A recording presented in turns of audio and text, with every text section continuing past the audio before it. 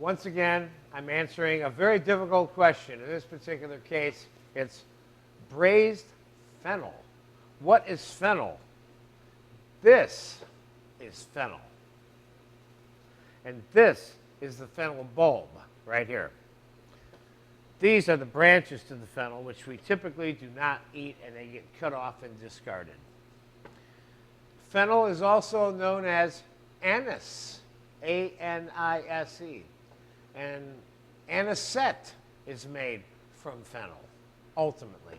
The liqueur, which has that licorice type flavor to it. Now, some people would eat fennel and say, you know, this tastes like licorice flavored celery. Well, that's absolutely correct. It tastes a little bit like licorice flavored celery.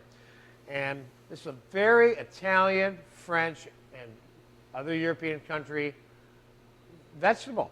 Not as common over here in the U.S., getting more common as the chefs in America practice the new cuisine that we enjoy so much here. But you're going to find today in this particular recipe that this is an interesting item. Now, I can shave this or grate it and serve it cold mixed with lettuce, and it doesn't have to be cooked. But if it's not cooked, it's got to be cut really, really, really thin. Not because of any other reason other than it's a little tough if you don't, okay? So the recipe we're going to do today, like all braised items that are in this cooking course, is we're going to put some food, some stock, a little bit of garlic, some herbs.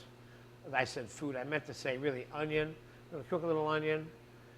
Not that all the braised items are cooked with onion, but the vegetables are in this particular DVD.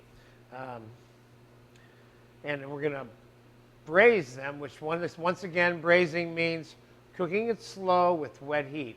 Typically in the oven. Sometimes it's cooked braised on top of the stove very slowly, but usually it's in the oven. And in all cases, with no exceptions that I can think of, braised foods create a braising liquid. We're going to start with chicken stock in this case, but as it takes on the flavor of the fennel and the herbs and the onion and a little bit of garlic we're going to throw into this, then that braising liquid will ultimately become the sauce that we serve with the fennel, okay? Now, an interesting thing about the fennel is that once it's braised, you can serve it cold on a salad after that. You don't have to serve it hot, but braising it gets the cooking part of it over with so that you can serve it in large pieces and it's nice and tender, okay? So we're going to start this out by adding a little bit of whole unsalted melted butter to our saute pan. And we're going to slice a little bit of onion.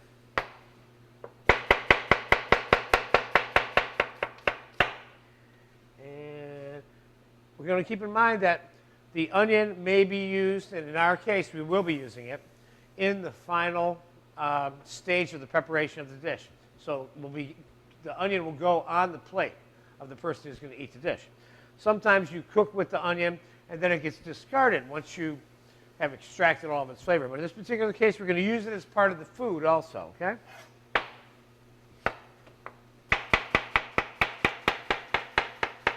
All right, now throw our onions in the saute pan. And we're going to add a little bit of fresh leaf thyme, which I have here on these branches. We're going to pull all the little leaves off the branches. We're just going to throw the leaves whole right onto the onions. Thyme and onions, as you may have heard me say before in another video, are especially well suited and particularly common as a combination of cooked vegetables and herbs.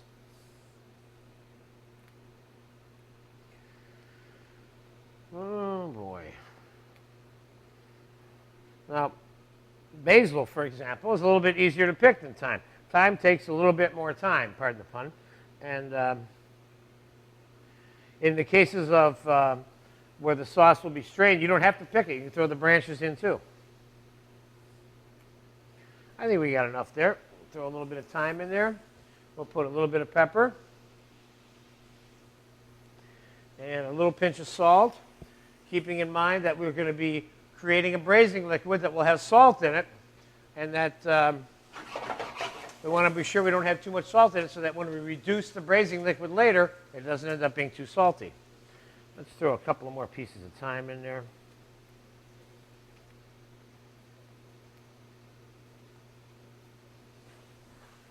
All right.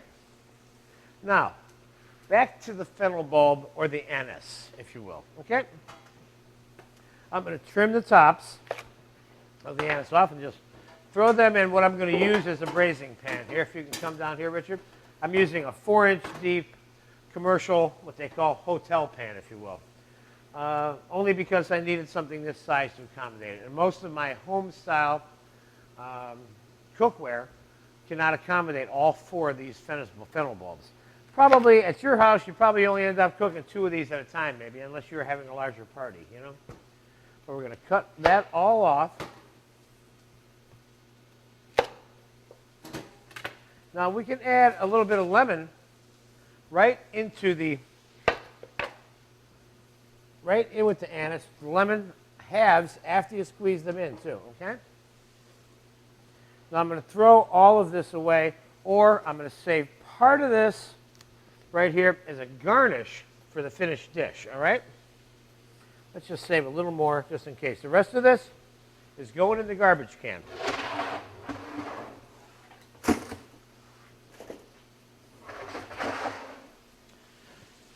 Okay. Now we have our sauteed onion here. You can get down on that. And I'm going to add, it has a little thyme and a little butter. I'm going to add a little bit of garlic. Toss that around. Throw it right over the anise bulbs. And I'm going to cover these about halfway with chicken stock.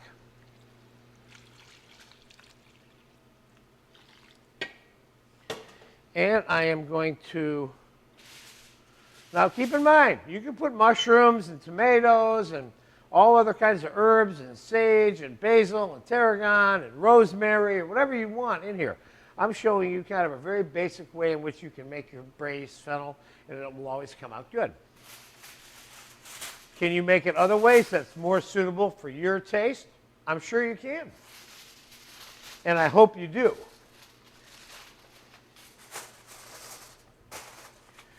Put that foil on there so we can unfold it when we want to test the fennel for the level of doneness.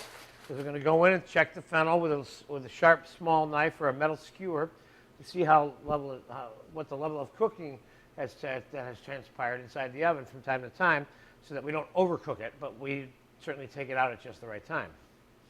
So I will take this here and place it on top of the stove and bring it to a slight simmer, and then we'll pop it into an oven.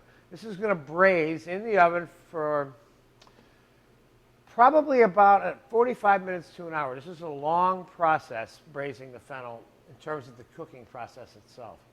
The slower you cook it, usually the better it ends up coming out. The pieces of fennel themselves hold together better. If you try to braise this quickly, it has a tendency to hurt the bulb and the texture of the bulb, ultimately. And you may even end up losing a third of the bulb as it falls off because you cooked it too much on the outside. You want to cook it slow, so you cook it the whole bulb, kind of the same temperature all the way through, more slowly. So we're going to time-elapse this video, and we will be back in probably 45 minutes to an hour. I will give you an exact time on this. And then we're going to proceed to finish the braising liquid and make a little presentation on a plate in how to serve the braised fennel with the braising sauce, which is what it's going to be when we're done. So we'll be back in about an hour, give or take, right now.